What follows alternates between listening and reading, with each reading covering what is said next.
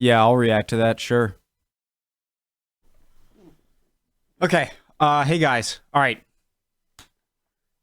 It's time. Let's go. Original, it's a long video. All right. So intro should My name's Connor. Hello. I like to learn about history. If you aren't ready to learn about World War II, you're in the wrong class. All right, home ec's down the hall. Make me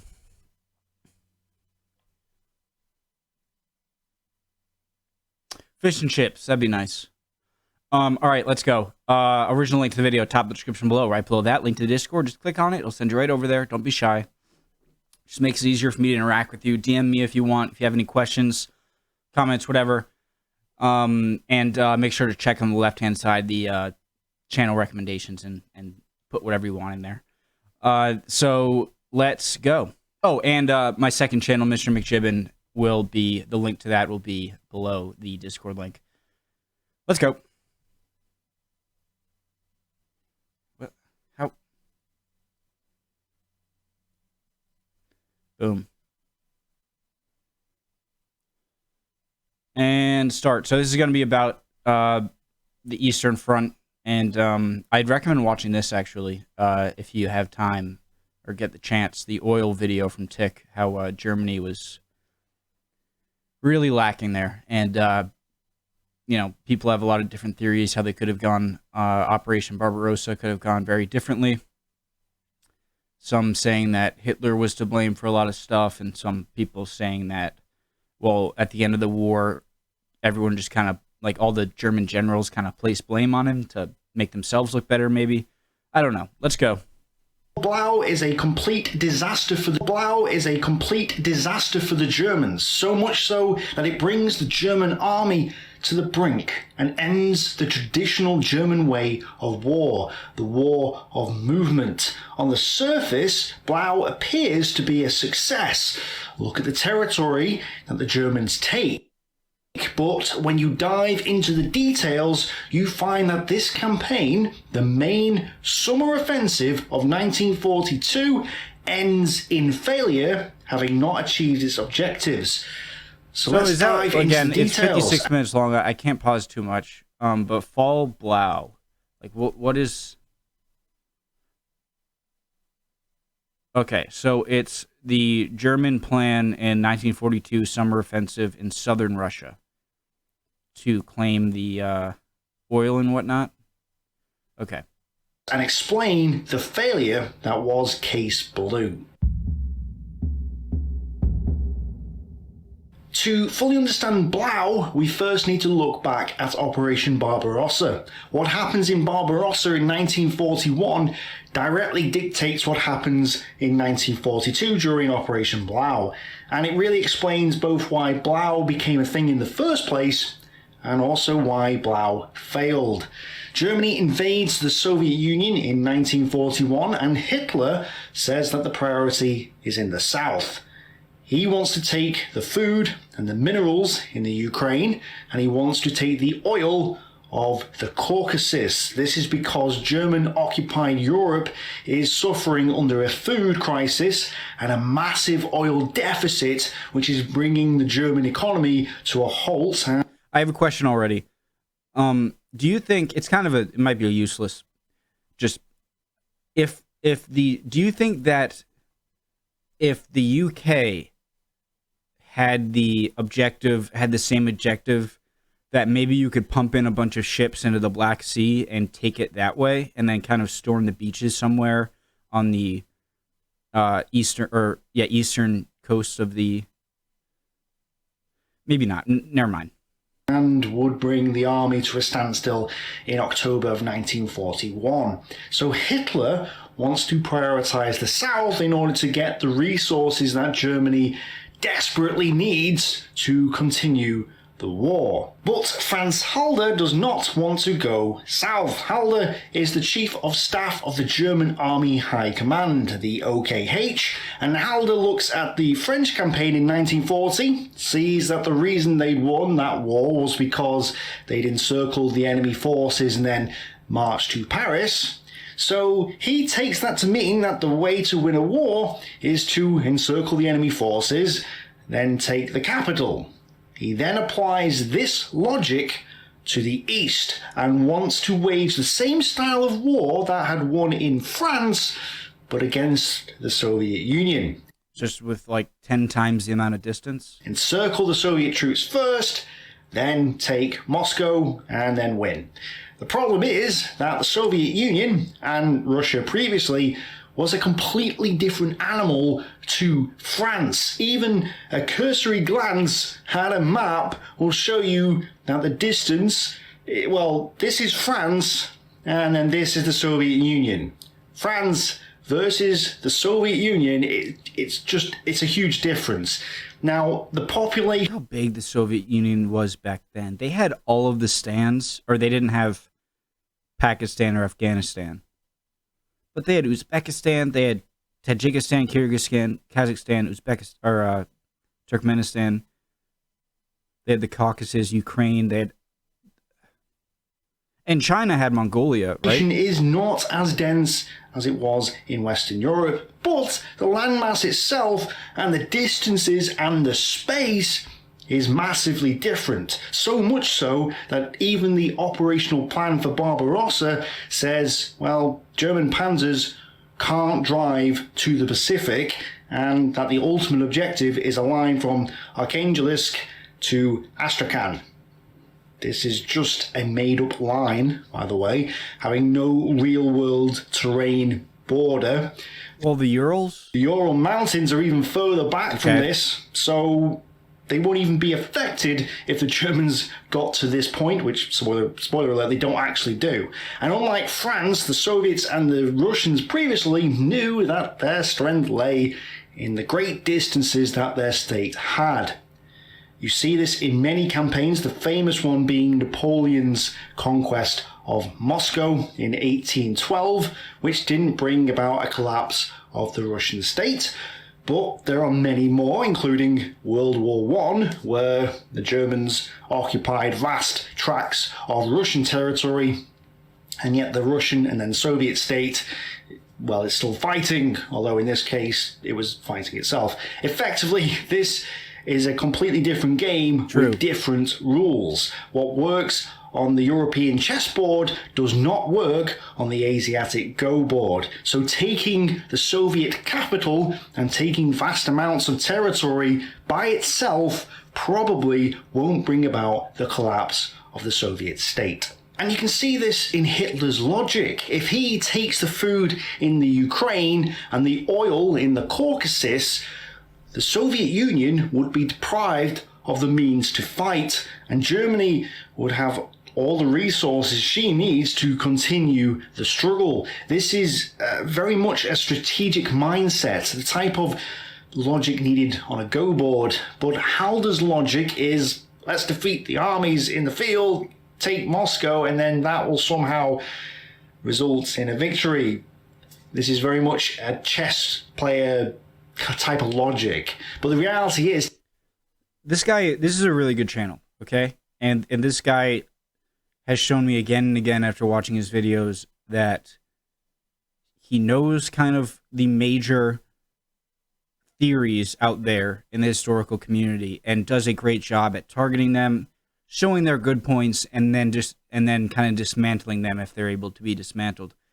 And so I have a feeling he's going to go into the, okay, was it Hitler, was it his generals kind of fault? Taking Moscow won't result in victory and won't deprive the Soviets of the means to keep fighting, unlike the southern route. Yet at the time, prior to the war against the Soviet Union, Halder decides to apply what he learns of the French campaign on the Barbarossa campaign, regardless of what Hitler wants. So what Halder does is he manipulates Hitler's orders to change the priority from the south, where Hitler wants to go, to the center, Moscow.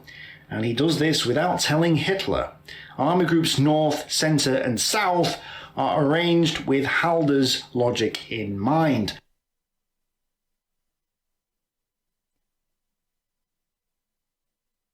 What? Army Group Center takes the priority in terms of units and supplies and so on, and Army Group South doesn't. receive Was this said in a previous video, or is this the first time I'm hearing this? Because that's crazy. much as it really should have done. Now, David Stahill, in his book Operation Barbarossa and Germany's defeat in the East, goes into this in a lot more detail, and I highly recommend it if you haven't read it already. But basically, Hitler doesn't learn of Halder's manipulation and reorientation of the priority of the campaign until after the campaign is well underway. Halder's plan is to make it easier for German armies to move towards Moscow, so that Hitler will then conclude with Halder that Moscow should become the priority. The problem is that when Hitler realizes that's what's happened, it results in a conflict between Halder and Hitler. And this is another good example of why Hitler comes to the conclusion that he shouldn't have listened to his generals. I have a big question. So I know I was watching like World War II from space, and Stalin had lost like 7 million soldiers before a Western front had even been opened up in 1941, or in not 1941, 1944, and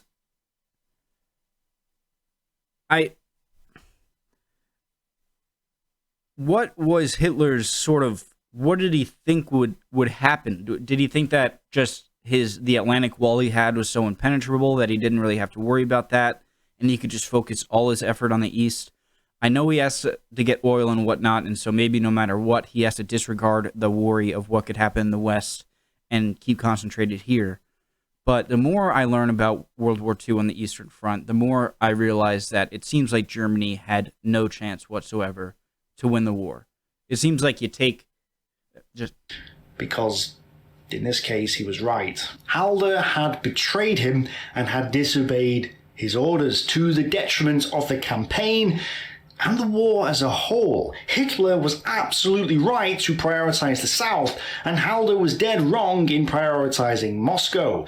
And interestingly, Stalin in 1941 correctly guesses that Hitler wanted to attack on the southern front. This is why there are so many units in the Ukraine in 1941, and partly why they were caught off guard when the German attack came, because, well, some Soviet units were still redeploying to the south when Barbarossa began. When the German attack goes towards Moscow, the center axis, the Soviets in that area are overwhelmed by the concentration of German forces there. They go 2 or 3 months into the campaign and the Germans run out of fuel and then get bogged down in the fighting outside Moscow.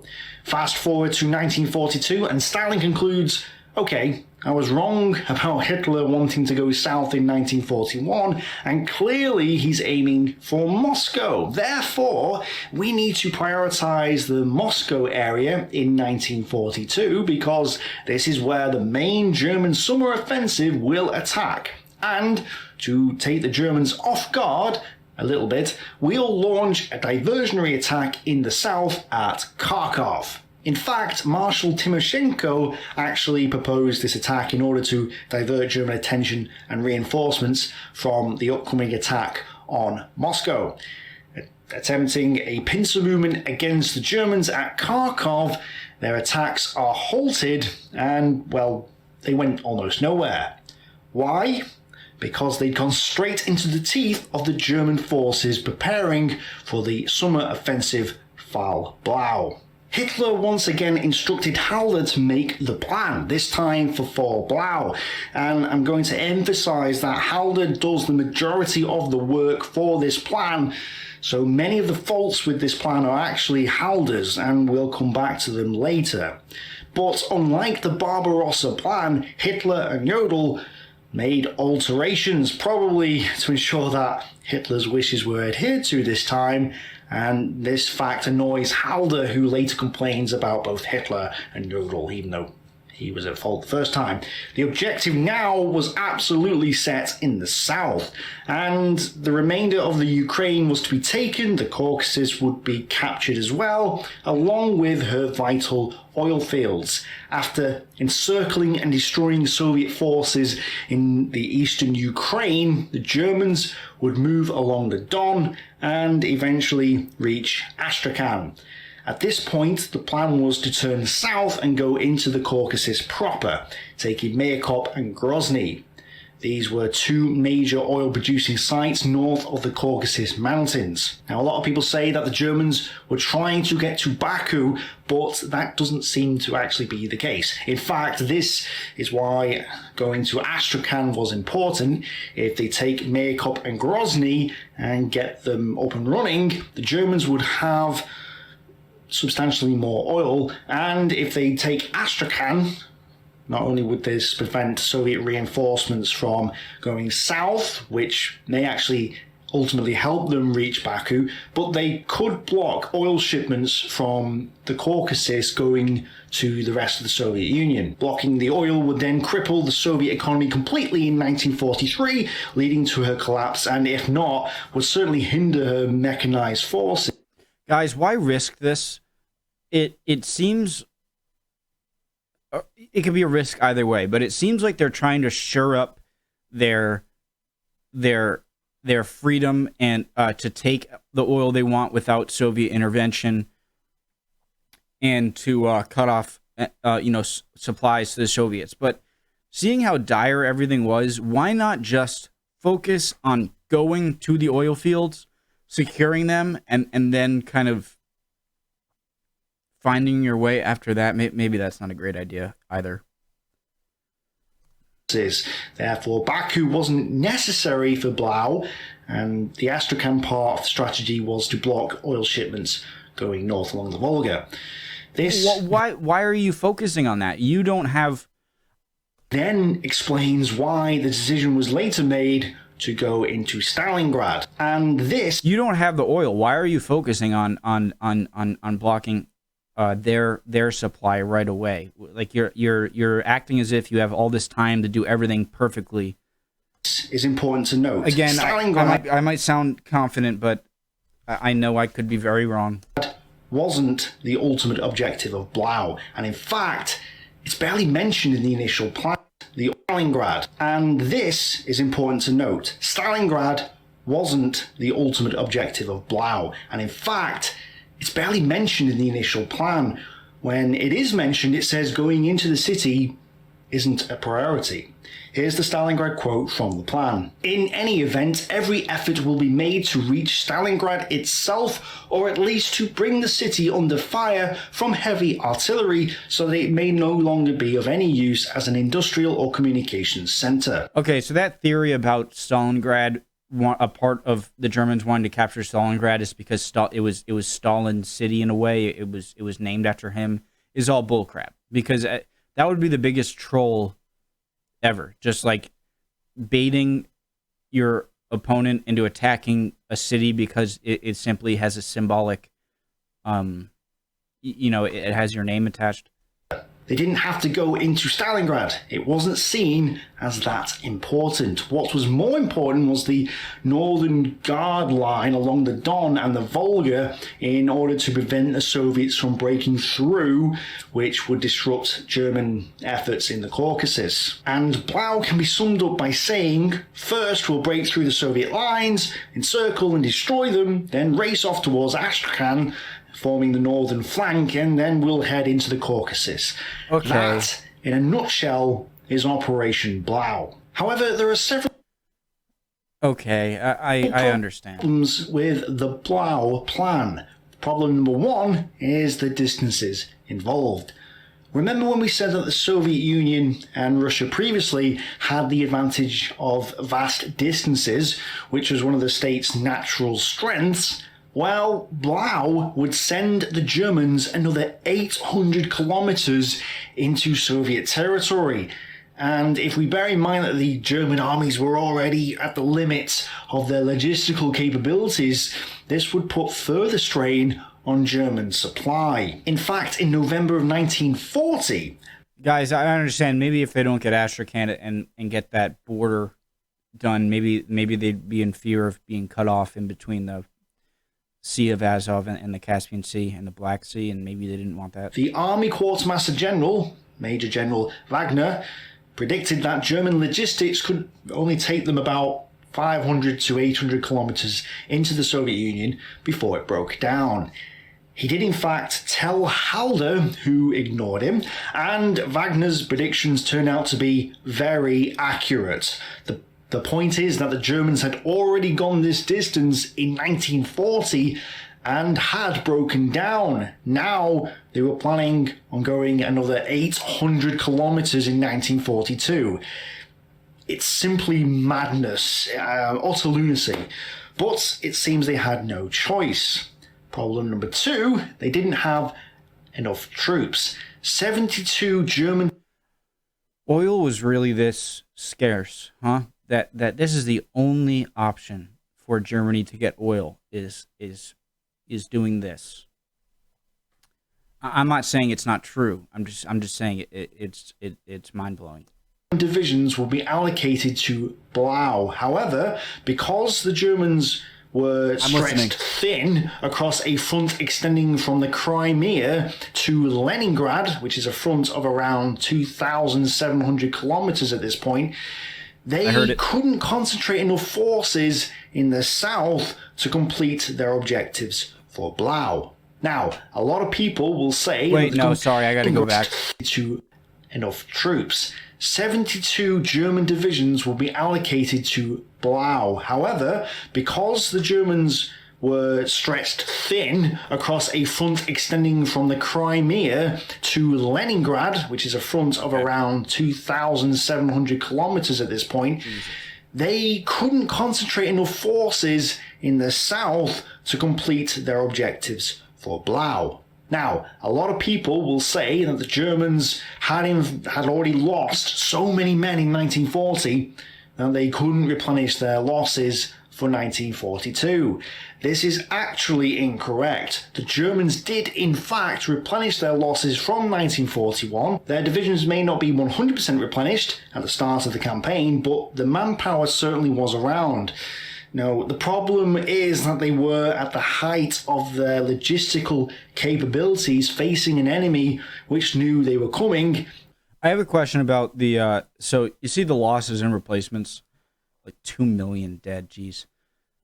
Is it usual that pretty much all of the first troops were better than the replacements, or did they try to somewhat spread them out so that your replacement army is not much physically capable and just, less trained as the first? Does that make sense? No, the problem is that they were at the height of their logistical capabilities, facing an enemy which knew they were coming and were about to stretch themselves even thinner by riding off towards Astrakhan and Grozny. At the height of this advance, the front would be a massive 4,100 kilometers long. And once they'd got to Astrakhan, they were then going to guard the northern flank with several armies, while they also went south into the Caucasus. This, in itself, was a major problem. German military canon, up to this point, said that one army group could take one strategic axis. This way forces would be concentrated and thrust towards one objective, which would give them several operational and tactical advantages.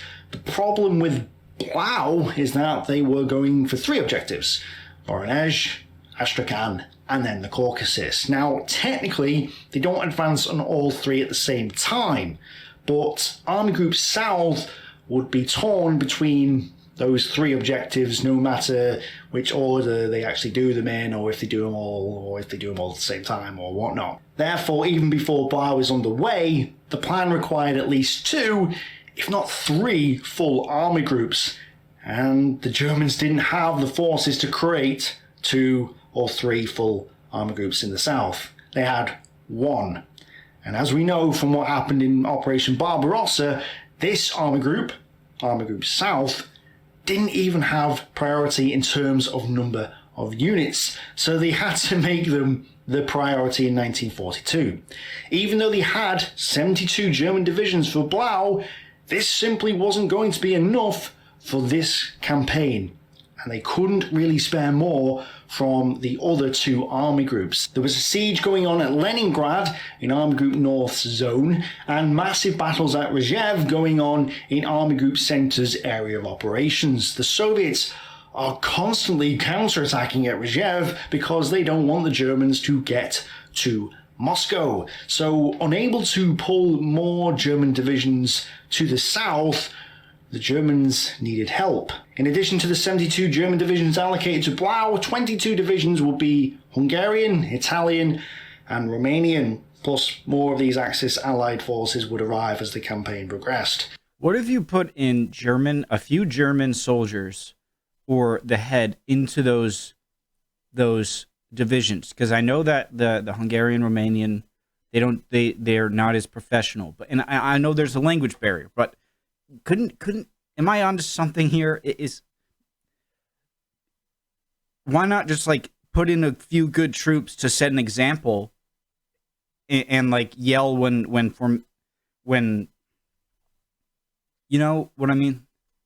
For Blau, the Germans had 1 million soldiers plus 300,000 Axis allied troops, and to ensure that these forces could operate over 2, if not 3 strategic axes, Army Group South would be split into 2 army groups. These would be Army Group A, which would go riding off into the Caucasus, and Army Group B, which would guard the northern Don-Volga flank. In terms of strength, this split of Army Group South was a fiction. These were not full army groups. In fact, I just got an idea. So the Germans who are desperate for oil, why not just blow up all the refineries? Why not just obviously you're going to be getting rid of your own oil supply, but I wonder if they knew just how desperate a situation the Germans were in, and then so just destroy any refining capability. Is that okay? By August, Army Group A in the Caucasus would have just 2 armies, while Army Group B had 6, 3 of which were non-German armies. So at a time when they needed 2, if not 3 full army groups, the Germans had 2 half-army groups, and they weren't entirely German army groups either. And of the 72 German divisions allocated to Blau, only 9 were armoured and 5 were motorised. The rest were basically infantry or similar. This would have a massive impact on what was clearly not a flawless plan, especially when you consider problem number 3, the Red Army. This was no longer the first 14 days of Operation Barbarossa when Halder had announced that the war was won. I don't get how the Red Army keeps replenishing troops. I don't get it. And yeah, well, they have a much bigger population than Germany. First of all, do they? Yeah, they must. Russian population 1939. 170 million. Oh my God, it's 26 million less than it is, or more than it is today. Okay, so they definitely have way more than German population 1939.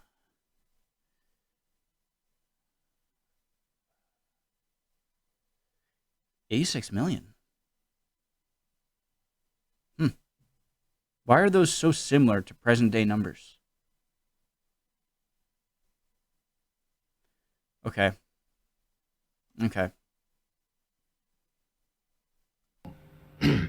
The Red Army had survived 1941 and was busy making its recovery. In 1942, the factories that had been packed up and shipped off to the Urals were now rebuilt and coming back online. That's crazy. The troops in the field were beginning to get more than just rifles. That's and actually so cool. Tanks.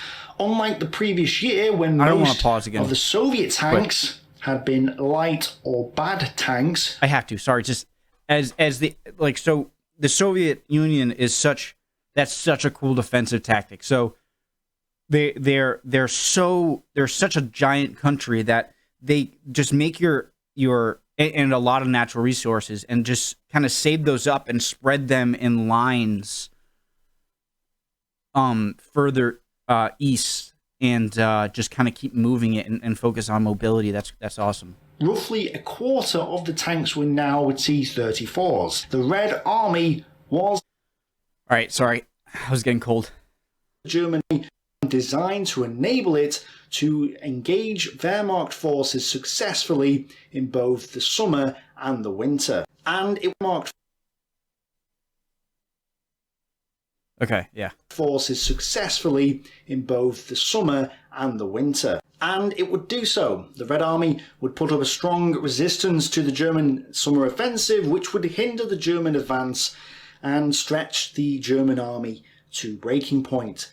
But the German commanders weren't stupid. They actually expected the Soviets to put up a fight, unlike what they'd done the previous year when Barbarossa had achieved complete strategic surprise.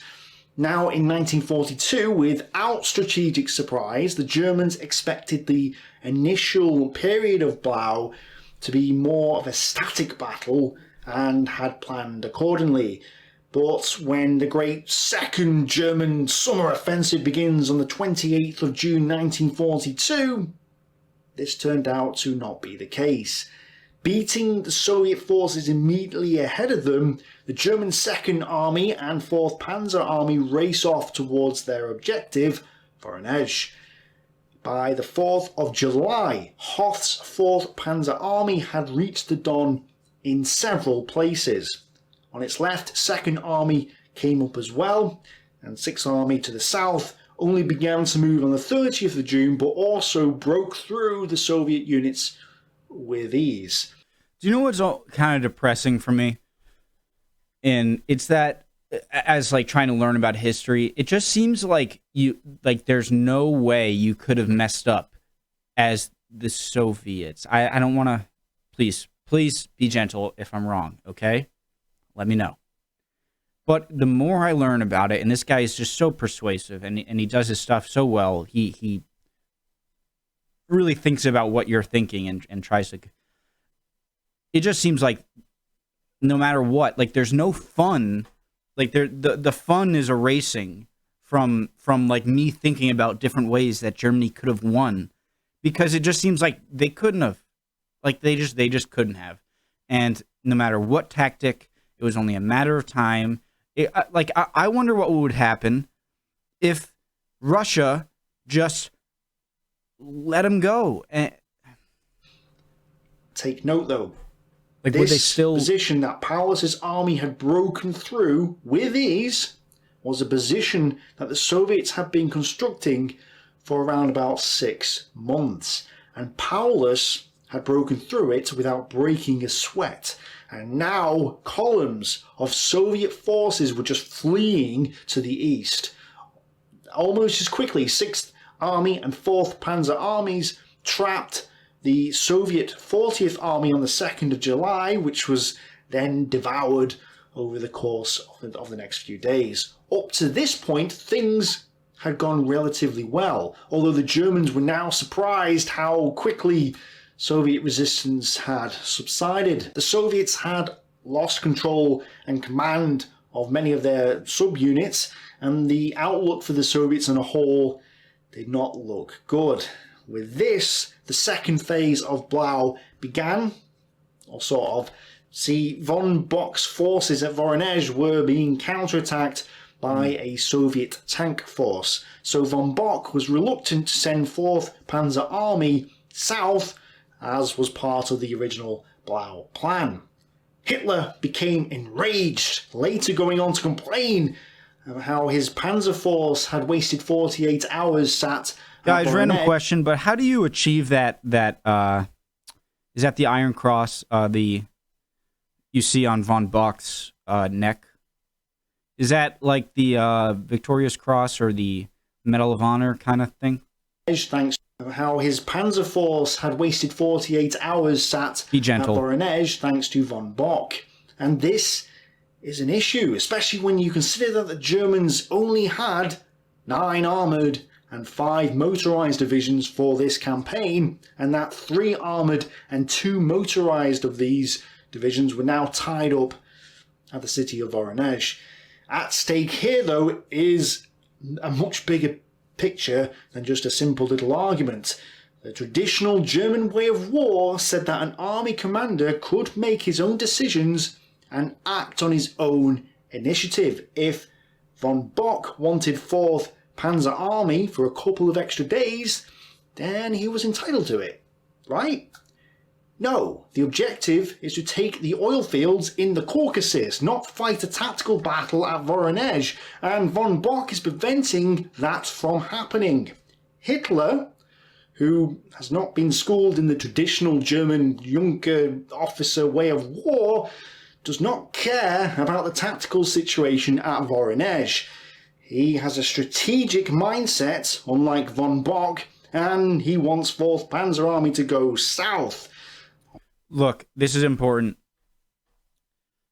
Because of the polarization around World War II, it's a very frustrating topic sometimes to learn about, because if you're learning about World War II for more than a second, it seems like you can throw all of that, we know Hitler, the atrocious, the atrocities pushed forward by him and should be realized and put into the history book, understood. But I want to know what happened in the East. I want to know. And it seems like there's this fog, because you can't possibly say that Hitler had some good idea here or strategic decision here. If you are confusing that with if you are confusing this triggering me, just talking about it, with kind of trying to put Hitler in a lighter view, with just trying to understand what happened. If you're trying to confuse those two, then I have no use for you. You are useless in history, in my opinion, and I want nothing to do with you. I want to learn what happened. That's what history is. That's what I'm here to learn. And so that's why I'm trying to keep an open mind and hear. Yes, I know what he did. I know his mindset in a lot of areas. I want to know what happened. All right?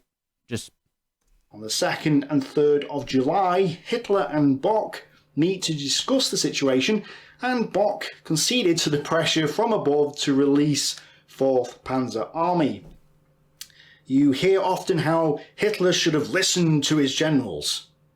Well, on the strategic level, his generals were squandering what little time they had to win the war.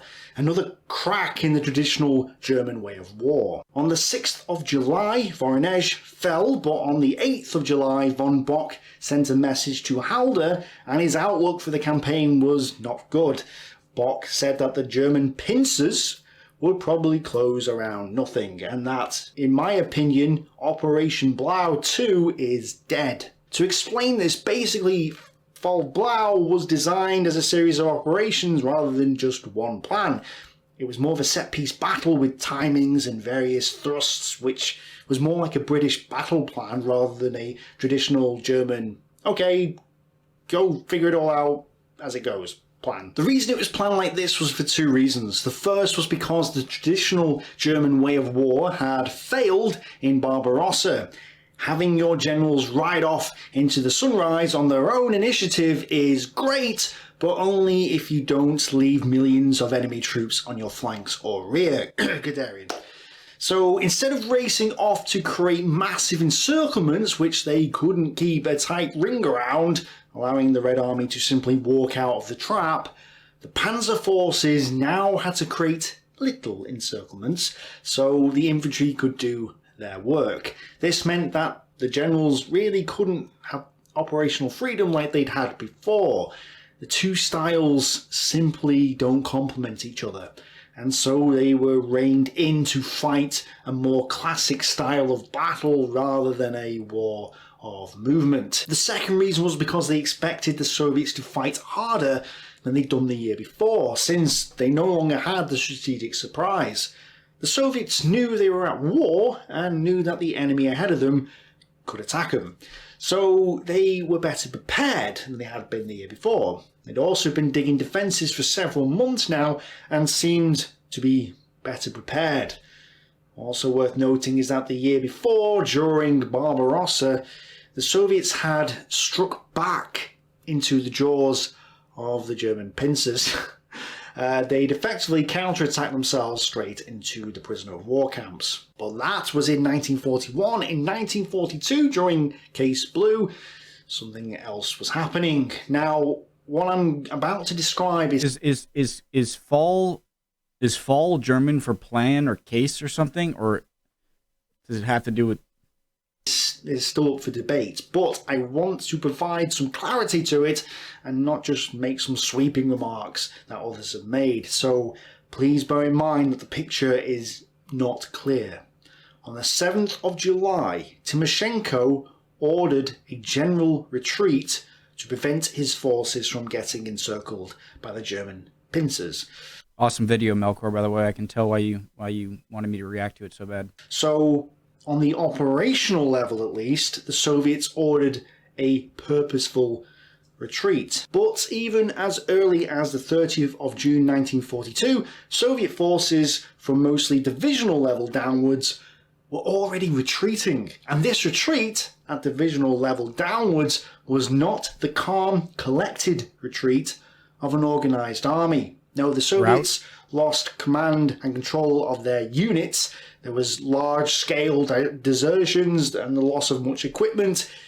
It was a rout. It's okay. You can't mess up, apparently. Apparently, just no matter what you do, there's all the fun. I'm learning about it, but all the fun and mystery is just being sucked out of it because I'm just finding that Germany was doomed in World War II. Like that, they were just doomed.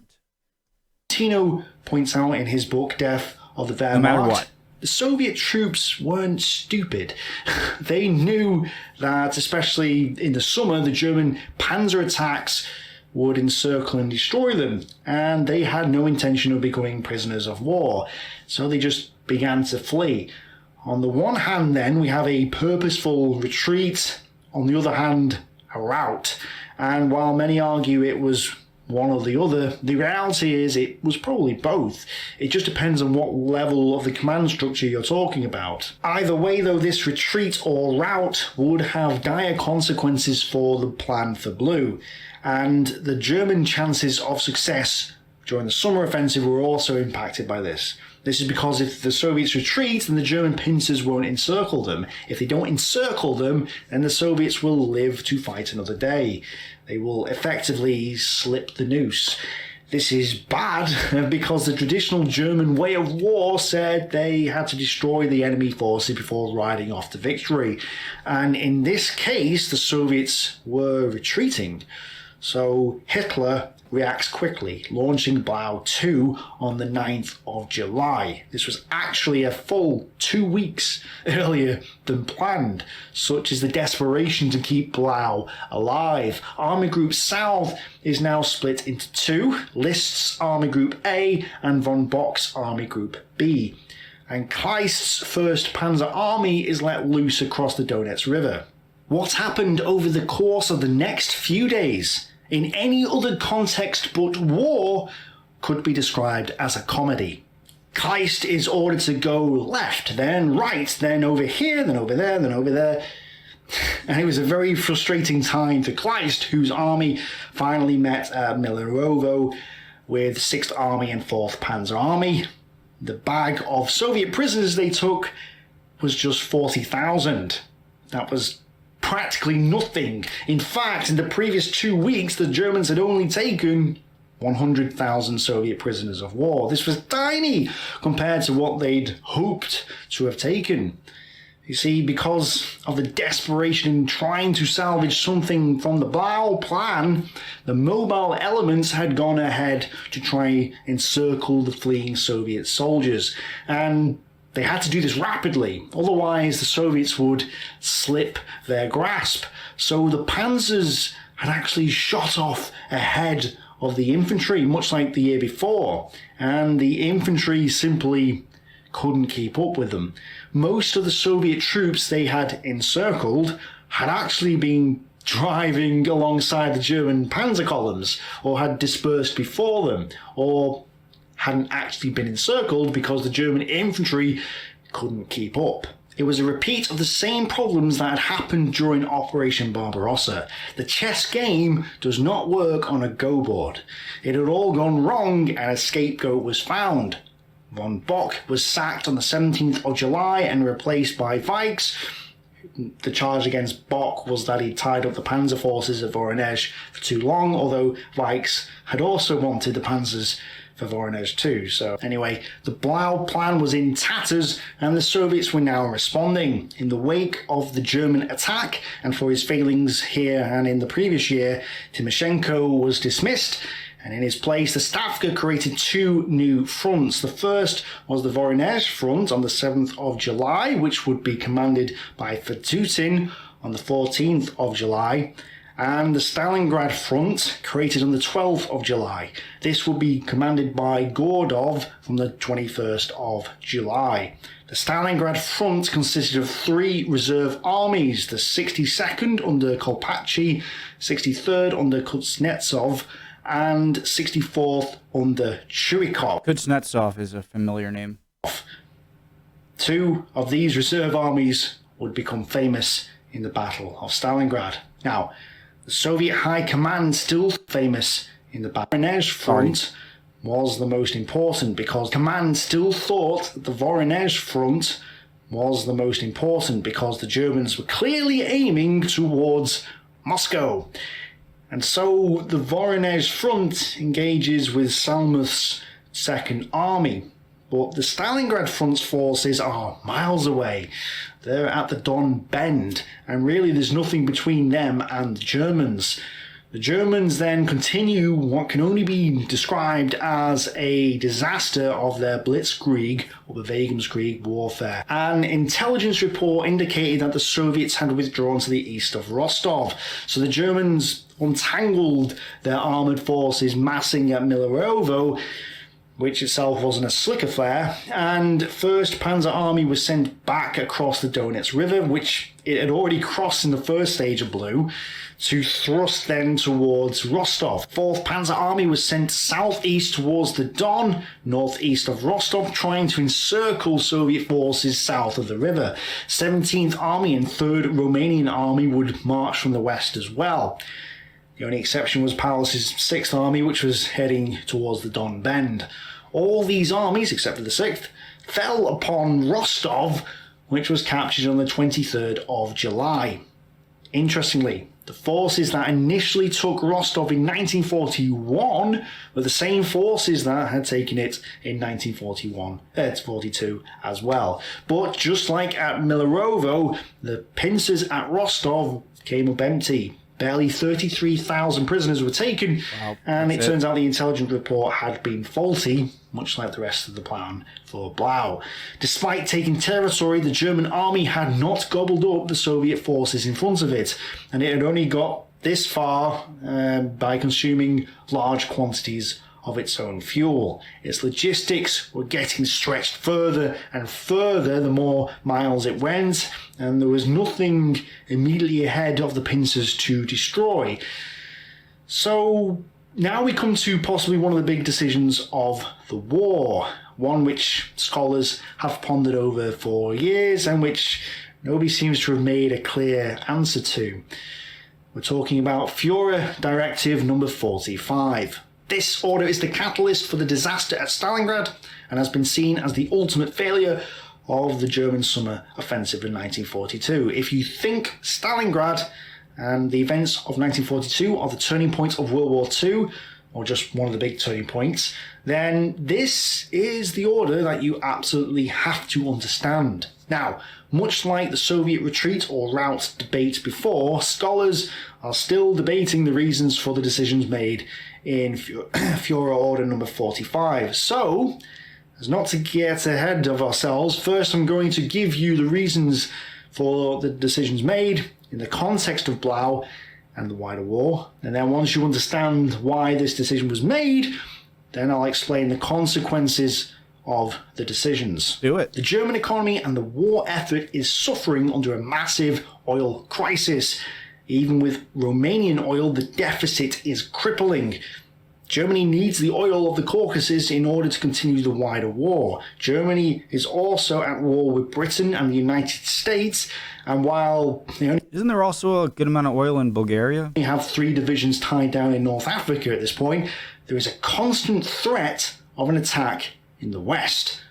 Britain had raided the French coast at Bruneval in February 1942, and would also raid again in mid-August, the famous Dieppe raid.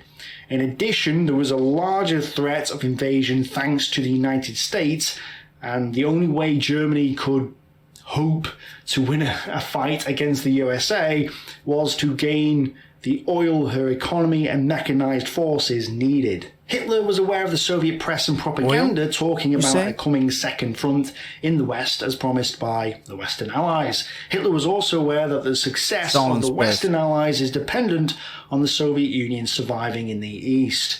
The more he wins in the East, the more likely an invasion of the West becomes, because the Allies have to attack Germany while her armies in the East are tied up.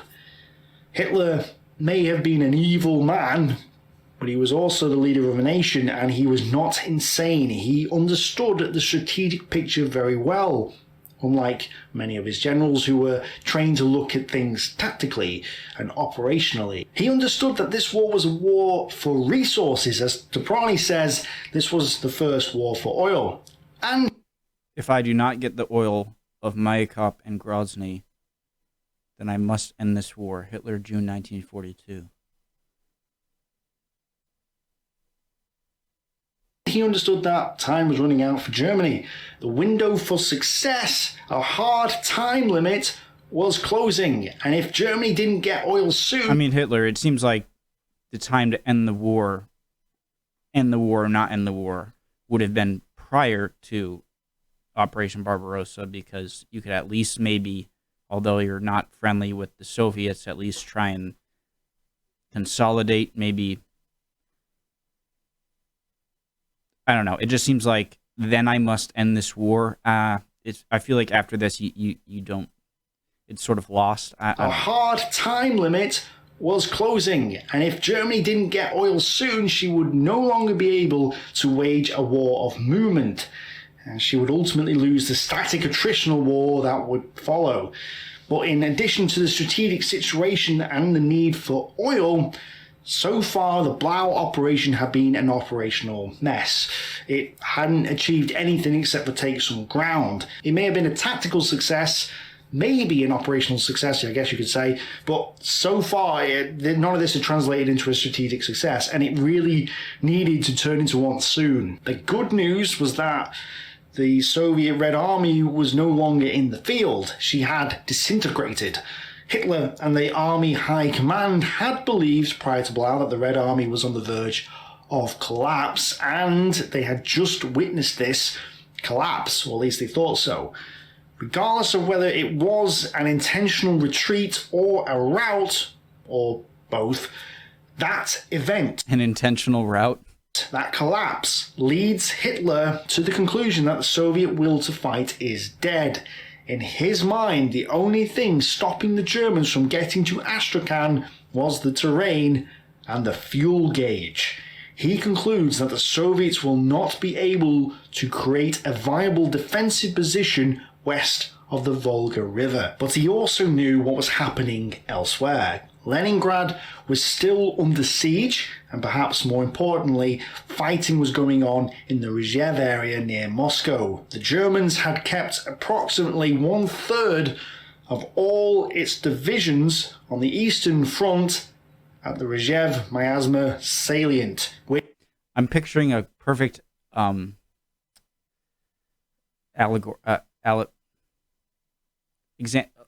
picturing Hitler like in a boat that's like springing a bunch of leaks like a cartoon, and him like, oh, plugging it, oh, Stalingrad, need the oil there, oh, Leningrad's over, oh, the Western, you know? Which, from the words of at least one historian, shows its desire to retain a suitable bridgehead as a staging area for a later offensive. Operation Seydlitz had just come as a staging area for a later offensive. Operation Seydlitz had just come to an end on the 22nd of July. This was the clearing up operation of two large bodies of Soviet troops in the rear of the German forces at Rostov. And while casualty figures for the Germans are unknown because of poor German record keeping, it is known that the German divisions taking part in this clearing up operation were bled white. They were therefore in desperate need of replacements or reinforcements, plus with more Soviet offensive in this area incoming, which they were, and with a possibility of launching their own offensive to take Moscow in 1942, it makes sense to shift priority away from the south to the centre. Bearing all this in mind, especially the time limit and the need for oil, Hitler decides to roll the dice once more. He makes the decision to strike towards the Caucasus and the oil fields now. In the original plan of Blau, Army Group South, now split into two, would strike east to Astrakhan first, form a northern blocking line, then strike south to the Caucasus oil fields. So east first, then south. But now the plan is to strike towards Astrakhan and into the Caucasus simultaneously, east and south together. Including the Voronezh area, this was basically splitting the German forces over three strategic axes with two half-army groups at the same time. It is a big gamble, but Hitler feels that there's no alternative to this. Time is running out. He needs to get the oil now. As part of this order, he sends 4 armies south in Army Group A, 1st and 4th Panzer Armies, 17th Army and Romanian 3rd Army. Army Group B will consist of German 2nd Army, Hungarian 2nd Army, 8th Italian Army and German 6th Army. Manstein's 11th Army was initially committed to go south as well, but was withdrawn, which we'll come back to. And finally, 6th Army was also ordered to take Stalingrad for an eventual thrust on Astrakhan.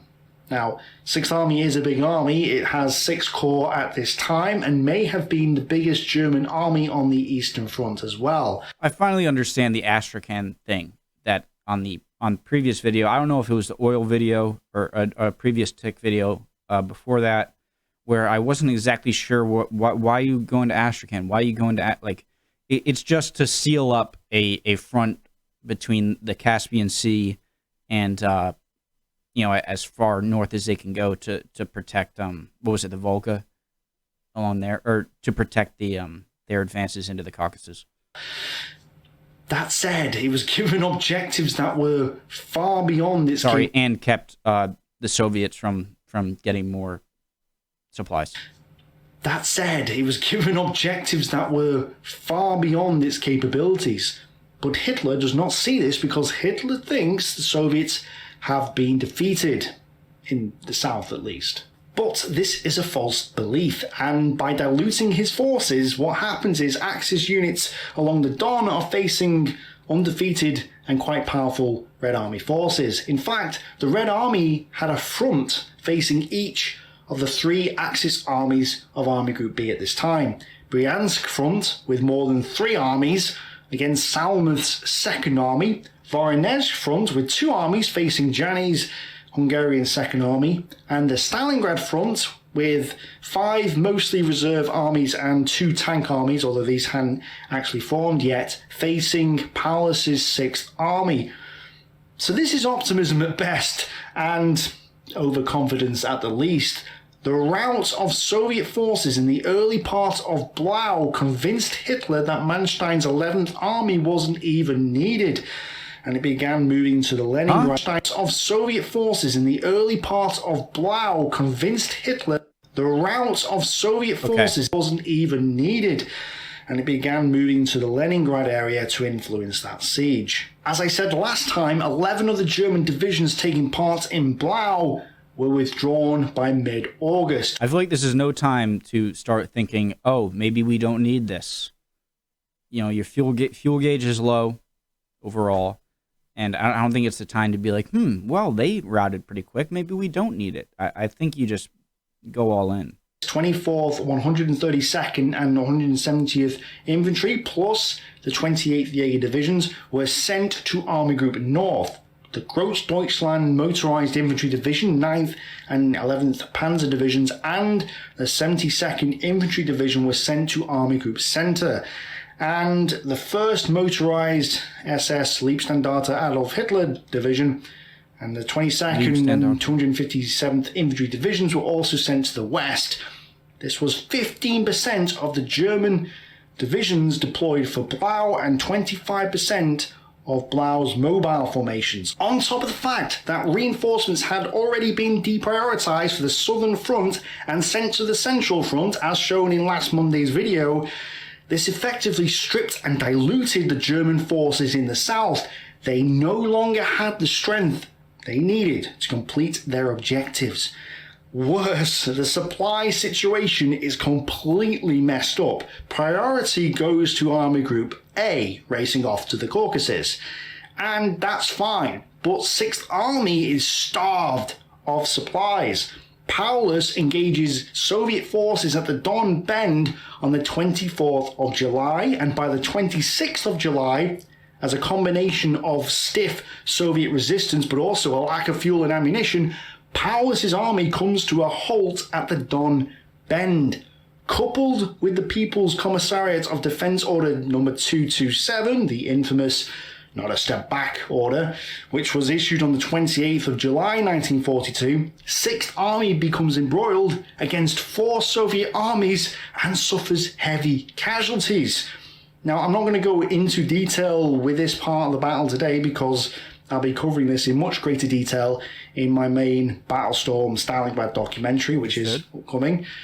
But effectively, from the 24th of July onwards, the Battle of Stalingrad is on, and Paulus's forces are suffering heavily, and they haven't even reached the city yet. Hitler, having stripped Army Group B down far too much, realizes that he's made a mistake. He sees that he needs to reinforce Paulus quickly in order to get the offensive going again, so he orders Hoth's 4th Panzer Army from Army Group A to turn about once more and come back to Paulus's rescue. It wasn't until the 7th of August that Paulus could get going again, and Hoth's forces sputtered into action from the 31st onwards, since fuel was also lacking for him as well. The logistics strain on the whole southern front was having a massive impact, which would plague both Paulus and Hoth all the way up and into the thick of the fighting inside Stalingrad city. Meanwhile, this stripping of 4th Panzer Army from Army Group A, plus the fact that Manstein's 11th Army had gone on a picnic to Leningrad, meant that List had just 3 armies: 1st Panzer Army, 17th Army, and Romanian 3rd Army. These would have to drive the 650 kilometers to Grozny, getting stretched thinner and thinner over a front that was 300 kilometers wide, while they drive further and further away from their supply base. Oh, and suicide mission? List only had 1 German infantry division, the 46th. The rest were mobile units, meaning his force on a whole lacked infantry. Nonetheless, List crashed through the Soviet front lines on the 26th of July and just kept on driving. The Romanians were subordinated to Ruoff's 17th Army, kept on driving. The Romanians were subordinated to Ruoff's 17th Army, which is now renamed Army Group Ruoff, although this was more of a Kampfgruppe style unit rather than a separate army group, since it was still under Army Group A. The Romanians and the 17th Army marched... So these are like subgroups? ...sort of along the coast, while Kleist's army raced off towards Mayakop. Initially, they made great success. The Soviets just fled before them, and Mayakop fell on the 11th of August. Stalin was no fool, though. Prior to the fall of Mayakop, he warned Deputy Oil Commissar Nikolai Berbikov that if he doesn't destroy the oil fields before the This is what you got to do. Germans capture them, he would be shot. This... Stalin, dude. Stalin. Oh, he's crazy. Was a good incentive. The Germans found the oil fields completely destroyed and, well, they were actually impressed by the effort the Soviets went to in order to prevent the Germans from using the oil fields. I feel like there's no one, like, there... I feel like Stalin is just, like, no one in the world would you feel like he's more, like, you're so serious. It's like, no, he's not joking. Like, he's gonna send some agent out and just shoot you in the face. The Germans would get the oil fields up and running again, slightly, but they only got in the region of 750 tons of crude oil from Mayakop, which was a drop in the ocean compared to what they actually needed. Therefore, the destruction of the oil fields was a success. So, well done, Babikov. Now, while Mayakop may have fallen, Soviet General Budeny, commander of the North Caucasus Front, was beginning to slowly regain control of the routed forces beneath him. And the thing is, while most of the troops were fleeing at this moment in time, if he could steady them, he'd have in the region of 600,000 men, although 87,000 of these would be sailors from the Black Sea Fleet. This would be more than enough to halt the diluted forces of Army Group A. And indeed it was. By late August, List's forces had ground to a halt in the Caucasus Mountains and had been unable to get to Grozny. Reinforcements could not be sent because 4th Panzer and 6th Armies were embattled at Stalingrad. There were Soviet attacks going on at Voronezh and Demyansk, plus Zhukov and then Konyev's attacks at Rzhev from the 30th of July until September, which kept Army Group Center tied down. So it was obvious to all, Blau had failed and its conduct was a complete disaster. This had not been a smooth operation. It hadn't captured nearly as many Soviet prisoners as hoped, and it had stretched the German elastic band to breaking point. The armies in the Caucasus and Stalingrad were now starved of fuel and ammunition. Reinforcements were being sent to the center rather than the south, which would have massive consequences on the Battle of Stalingrad, and the Red Army had not actually been destroyed. Can I just say, as Russia, could you have hoped for a more geographically secure place for your oil than where it is in the Caucasus? I mean, you're in the middle of these giant mountains. Caucasus are not small. And you got mountainous Turkey there, peninsula. If you want, I go through there and through the Middle East. Difficult, and you have the Black Sea. It's like coupled between vast distances in the north, behind your own lines, to the Black Sea, the Sea of Azov to your west, and then the Caspian Sea to your east. It's just this perfect little, it almost looks like it was created like in a game just to like put your perfect little oil field, in the perfect position, It's been a long video. My speaking ability is declining. Routed, but now they regained their composure. They hadn't suffered ridiculous casualties, certainly not as bad as the year before, and now with the Ural factories online, they were getting more and better tanks, artillery, mortars, aircraft. They were getting the communications equipment needed to conduct offensive operations. They were reorganizing their units and husbanding their resources for a future attack. Blau had spread the German forces out thin across a wide front of 4,100 kilometers. Their logistics were struggling to keep up, and they had, due to either poor staff work or logistics, failed to reinforce Army Group B sufficiently. So, when the Soviets massed for their Operation Uranus, there is nothing beyond the thin crust of Axis frontline. I'm a child, I'm sorry. troops that can stop them. Blau is a failure in and of itself. Operation Uranus. I'm sorry. Okay. Frontline troops that can stop them. Blau is a failure in and of itself, but it gives the Soviets a golden opportunity to strike back, and when they do, they wipe out several Axis armies and drive them back to Blau's starting point. Both Hitler and Stalin instinctively seem to grasp this even before the conclusion of the Blau campaign. Hitler's anger boils over and he no longer listens to his generals who have failed him.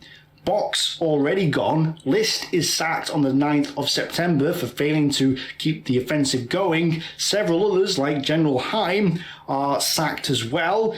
Halder, the guy who failed in Barbarossa, failed again at Blau, and who constantly argued and lied to his Führer, is sacked on the 24th of September. Why is he sacked? What did he do wrong? Yeah, that was a long time coming, I guess. He is replaced with... That was a joke, obviously. Zeitzler, who would follow Hitler's orders somewhat more loyally than the scheming Halder did. This replacement of Halder can be seen as the end of the traditional German general staff way of war and the transition into a new style of warfare, one with Hitler in charge for a change. Hitler no longer trusts his generals who have betrayed him and disobeyed his orders time and time again. Game over, dude. And wants them to do as he says. And interestingly, Stalin at the same time transforms from a person unwilling to listen to his generals and continually ordering them to stand or counterattack against ridiculous odds to someone willing to take his general's advice and allow them time to prepare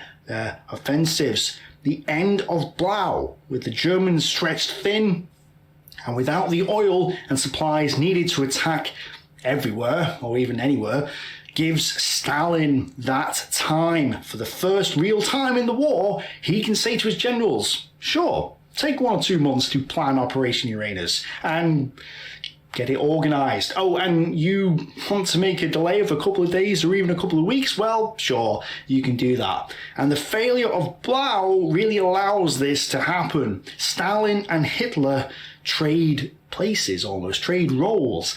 And it is directly because of this turning point in the war. The initiative has gone over to the Soviets. Hitler knows he's failed and Stalin knows he's won. Guys, how much was this, I feel like I almost know the answer, was Stalin's, military capability and thinking, and how much was just he had all the cards stacked against his opponent and he just kind of rode to victory on a wave that he didn't create? Let me know if I'm wrong.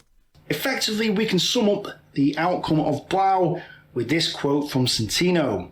By this point, the war with the Soviet Union had placed burdens on the Wehrmacht that were far heavier than the traditional German way of war could bear. Blitzkrieg had failed in Barbarossa and had failed in Blau, and this was the last gasp for victory by Hitler and his regime. But it worked in France. Why wouldn't it work here? Failure to take the oil meant Germany did not have the fuel and thus the resources to continue the war the way it wanted to.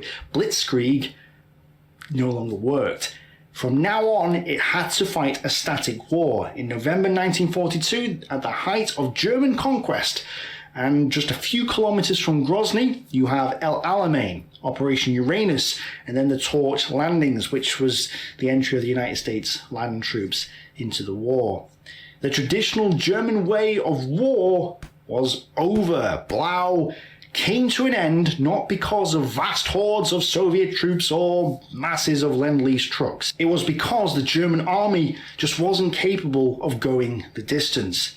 It was a sprinter, not a marathon runner, and it was not designed to fight the type of war going on the Eastern Front. It was playing a different game with different rules. This is why, even though I'm making a Battlestorm Stalingrad documentary, where I'll be going down to the divisional level and below for the entire Stalingrad campaign between the 24th of July 1942 to the 2nd of February 1943, I will happily stand here and tell you that Blau failed before that battle had even begun.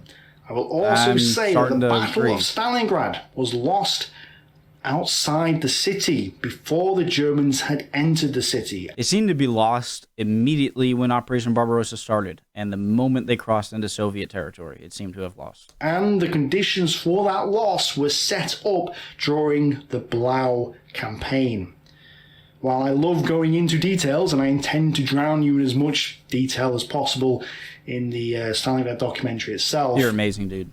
Great videos. Success on the tactical level at Stalingrad would not have resulted in a strategic victory.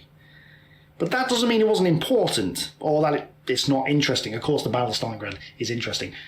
We just need to realise that the war wasn't won or lost on the tactical level.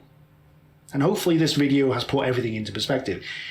Speaking of perspective, if you haven't seen my video on the oil crisis going on in Germany and why... I have seen it. I recommend you watching it. It is the most important reason why Germany lost the war and why Germany needed to take the Caucasus in 1942. Go watch it. Link on the screen and in the pinned comment in the comment section. We did it, boys. Below. Thanks to my patrons for supporting me, and thank you to all of you for watching. Bye for now. Thank you for making. Awesome video. Awesome. Yeah, it's confirming more and more. I'm right. I just sat down for like 50 whatever minutes. You know how hard that is for me usually just to stay still, but that was a really great video, especially when you know a channel is really good. You can tell a channel is really good, in my opinion, when it doesn't have a lot of visuals to kind of keep my brain kind of like, ooh, like kind of perk up every now and then. He just makes really good points, and he starts his argument and ends his argument just perfectly, and doesn't come across as condescending or know-it-all. He knows this is a very popular topic that he's clearly interested in as well, and a lot of people are, and he's familiar with a lot of the theories and myths and whatnot, suggestions of people how they could have done it differently, and he attacks them in a very nice, steady, steadfast, monotone manner. I mean that in the best way. Awesome. It really seems so. Two big things I'm really learning, and the more I learn about the Eastern Front, is one, Germany was screwed no matter what, and two, that it seems like the more and more I realize how much action happened in the East, that the American and British, Allied landings, and Canadian and everyone, whoever participated, were really kind of doing cleanup. I don't want to say, hey, my great-great-uncle died on Normandy on the beach, and I don't want to put down it. It just seems like the more I learn about it is like the real World War II seemed to happen over here, Awesome, guys. Great video. See you next time.